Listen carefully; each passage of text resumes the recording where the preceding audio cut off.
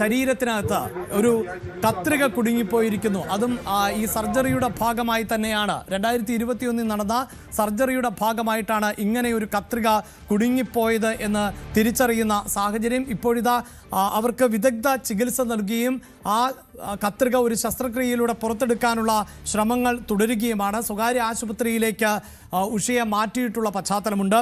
അവിടെയാണ് ഡോക്ടറുടെ വിശദീകരണം അല്പസമയം മുമ്പ് ഉണ്ടായത്. ഡോക്ടർ ലളിതാംബിക പറയുന്നത് താൻ അല്ല ഈ ശസ്ത്രക്രിയയ്ക്ക് നേതൃത്വം നൽകിയത് എന്നുള്ളതാണ്.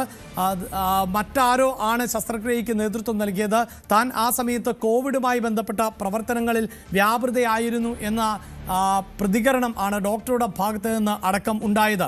അതുകൊണ്ട് തന്നെയാണ് ആരാണ് ഈ ശസ്ത്രക്രിയയ്ക്ക് നേതൃത്വം നൽകിയത്, എങ്ങനെയാണ് പിഴവുകൾ സംഭവിച്ചത് എന്നതിൽ ഉൾപ്പെടെ വ്യക്തത വരുത്തേണ്ടത്. ആലപ്പുഴ മെഡിക്കൽ കോളേജിലെ സൂപ്രണ്ട് ഇപ്പോൾ പ്രതികരിക്കുന്നുണ്ട്. അതിലേക്ക് നമുക്ക് കൃത്യമായിട്ട് പറയുന്ന രീതിയിൽ ഇതിനെ ഡിവൈഡ് ചെയ്യാനൊന്നും സാധിച്ചില്ലെങ്കിൽ പോലും അതിൻ്റെ ഫംഗ്ഷനുകളെല്ലാം നമ്മളിവിടെ ചെയ്യുന്നുണ്ട്. അതായത് ഒരു ഇൻചാർജ് സിസ്റ്റർ ഉണ്ട്, ആ സിസ്റ്റർ ഈ ഫ്ലോർ സിസ്റ്ററിൻ്റെ ഡ്യൂട്ടി ചെയ്യും, സ്ക്രബ് സിസ്റ്റർ ഈ സർജറി അറ്റൻഡ് ചെയ്യുകയും ചെയ്യും. കൃത്യമായിട്ട് ഈ അവർ പറയുന്ന പോലെ ഗൈഡ്ലൈൻ അനുസരിച്ച് ആളുകളെ കൊടുക്കാൻ നമുക്കില്ല, പ്രത്യേകിച്ചും കോവിഡ് കാലത്ത് തീർച്ചയായിട്ടും ഇല്ല. പക്ഷെ അത് ഉദ്ദേശിച്ച എല്ലാ ഫംഗ്ഷൻസും ഈ ഉള്ളവരെ കൊണ്ട് നമ്മളത് ചെയ്തിട്ടുണ്ട്. അതുകൊണ്ട് എങ്ങനെ അല്ല, ഗൈഡ് ലൈൻ പിന്നെ ഫോളോ ചെയ്തുകൊണ്ട് തന്നെ, പക്ഷെ നമ്മുടേതായിട്ടുള്ള ലിമിറ്റേഷൻസിൽ നിന്നുകൊണ്ട് അങ്ങനെ ചെയ്തെന്നേ പറയാൻ പറ്റത്തുള്ളൂ. Guide line check list technically medical വിശദീകരണം വേണ്ട ഒരു കാര്യമാണ്. അതായത് 50 വർഷം വരെ ഈ അതിനകത്ത് ഈ കത്രിക ഇരുന്നാലും കുഴപ്പമില്ല. അപ്പോൾ എന്തായാലും സംഭവിച്ചത്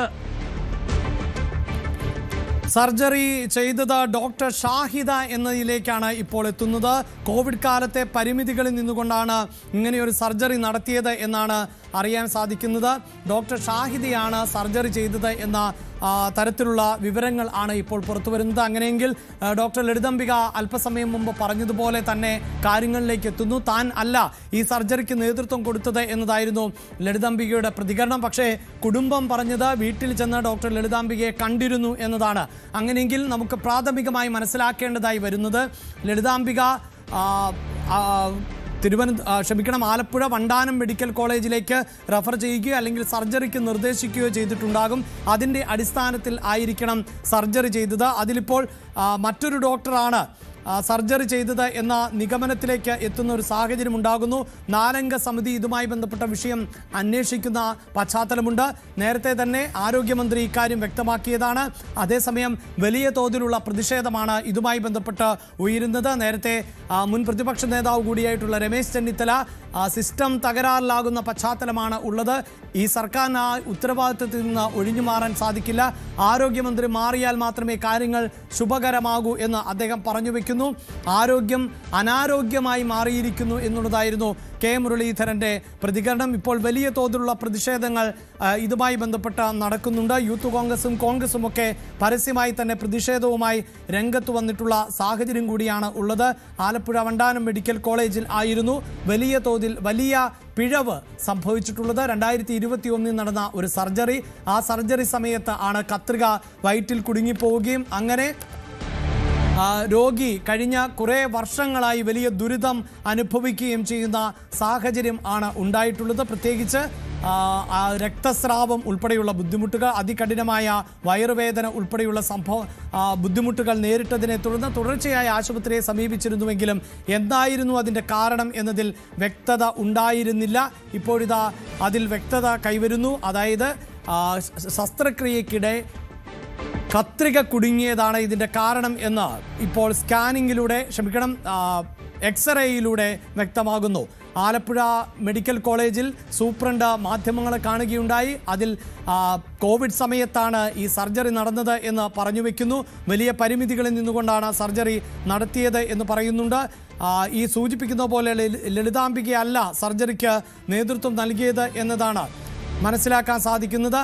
അതേസമയം ഈ വാർത്താ സമ്മേളനം നടക്കുമ്പോൾ തന്നെ അവിടെ വലിയ തോതിലുള്ള പ്രതിഷേധം ഉണ്ടാകുന്നു. ശരണ്യയിലേക്ക് ആണ് പോകേണ്ടത്.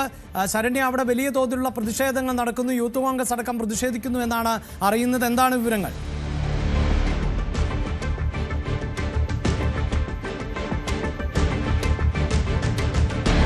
വലിയ പ്രതിഷേധം ആണ് ഉണ്ടാകുന്നത്. അതായത് വാർത്താ സമ്മേളനത്തിന് ഇടയിലേക്ക് യൂത്ത് കോൺഗ്രസ് പ്രവർത്തകർ ഇരച്ചു കയറുന്ന സാഹചര്യം ആണ് ഉണ്ടായത്. അങ്ങനെ വാർത്താ സമ്മേളനം നടന്നുകൊണ്ടിരിക്കുമ്പോൾ തന്നെ യൂത്ത് കോൺഗ്രസിന്റെ പ്രതിഷേധം ആലപ്പുഴ വണ്ടാനം മെഡിക്കൽ കോളേജിലേക്ക് ഉണ്ടാകുന്നു. വണ്ടാനത്തെ ഡോക്ടർമാർ എങ്ങനെയാണ് ഈ പിഴവ് സംഭവിച്ചത് എന്നത് സംബന്ധിച്ച് വിശദീകരണം നൽകിക്കൊണ്ടിരിക്കുമ്പോൾ ആയിരുന്നു യൂത്ത് കോൺഗ്രസ് പ്രവർത്തകർ അവിടേക്ക് ഇരച്ചു കയറിയത്. അങ്ങനെ വാർത്താ സമ്മേളനത്തിന് ഇടയിലേക്ക് യൂത്ത് കോൺഗ്രസ് പ്രവർത്തകർ ഇരച്ചു കയറുകയും അങ്ങനെ വാർത്താ സമ്മേളനം അലങ്കോലപ്പെടുകയും ചെയ്യുന്ന സാഹചര്യം ആണ് ഉള്ളത്. അവരെ ഇപ്പോൾ പിടിച്ചു മാറ്റുന്നു. അതായത് പോലീസ് ഉദ്യോഗസ്ഥർ എത്തി യൂത്ത് കോൺഗ്രസ് പ്രതിഷേധക്കാരെ മാറ്റുന്ന സാഹചര്യം ആണ് ഇപ്പോൾ ഉള്ളത്.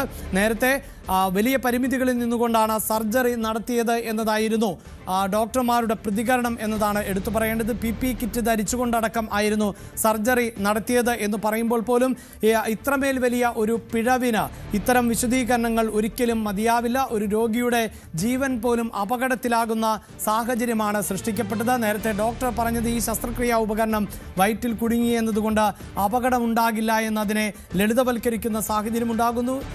ഇത്തരത്തിലുള്ള മുട്ടാപ്പോക്ക് ന്യായങ്ങൾ പറഞ്ഞുകൊണ്ട് തീർച്ചയായും അധികൃതർക്ക് ഒഴിഞ്ഞു മാറാൻ സാധിക്കില്ല. കാരണം 5 വർഷമായി ആ സ്ത്രീ അത്രമേൽ വലിയ പ്രതിസന്ധി ആണ് നേരിട്ടുകൊണ്ടിരുന്നത്.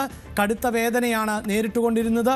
ഇപ്പോഴിതാ ഇതുമായി ബന്ധപ്പെട്ട് പ്രതിഷേധം ഉണ്ടാകുന്നു. ആലപ്പുഴ മെഡിക്കൽ കോളേജിൽ ശരണിയിലേക്ക് പോകാമെന്ന് കരുതുന്നു. കാരണം അവിടെ വലിയ പ്രതിഷേധം അരങ്ങേറുന്ന സാഹചര്യമാണ് ഉണ്ടാകുന്നത്. അതുമാത്രവുമല്ല, അവിടെ വാർത്താ സമ്മേളനത്തിൽ എന്തൊക്കെയാണ് വ്യക്തമാക്കിയത്, അതായത് ഡോക്ടർമാരുടെ വിശദീകരണം എന്ത് എന്നതിലും വ്യക്തത കൈവരേണ്ടതുണ്ട്.